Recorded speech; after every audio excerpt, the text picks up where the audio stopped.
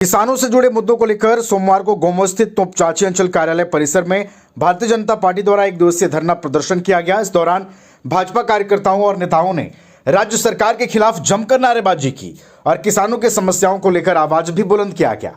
कार्यक्रम में मौजूद नेताओं ने आरोप लगाया कि सरकार किसानों के लिए किए गए वादों को पूरा करने में विफल रही है, जिससे किसानों में भारी नाराजगी है। धरना के माध्यम से सरकार का ध्यान किसानों की समस्याओं और लंबित मांगों की ओर आकृष्ट कराने का प्रयास किया गया। किसानों के हक का पैसा को लूटने का काम किया, क्योंकि उन्होंने वादा किया था, लेकिन उन्होंने वो वादा पूरा नहीं किया। किसानों के लिए उन्होंने एक वादा और किया था कि हम जब आएंगे तो बिजली जो है फ्री में देंगे आपको, लेकिन न बिजली दे रहा है न सिंचाई की व्यवस्था कर रही है। आखिर किसान कैसे जाए?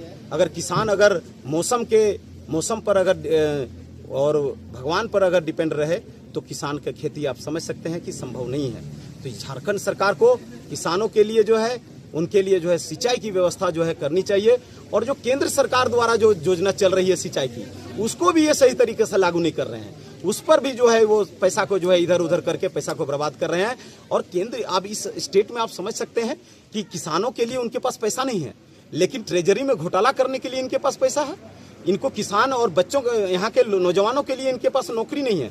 उनको धोखा देने के लिए जो है यहाँ पर जो है पेपर लीक कराया जाता है, यहाँ पर गलत तरीका से जो है यहाँ पर जो है नौजवानों का शोषण किया जाता है। उन्होंने कहा था कि जब हमारी सरकार आएगी तो हम 2 लाख नौकरियां देंगे। आप भी समझ सकते हैं कि कहाँ 2 लाख नौकरी चला गया। आप एक बात समझ सकते हैं कि जब भी इस तरह से ये सरकार जो है निरंकुश हो गया है, न ये युवाओं के लिए है, न महिलाओं के लिए है, और न ही यहाँ पर किसानों के लिए कुछ काम कर रही है। ये निरंकुश सरकार को आने वाले समय में यहाँ की जनता समझ रही है और उखाड़ के फेंकने का काम करेगी।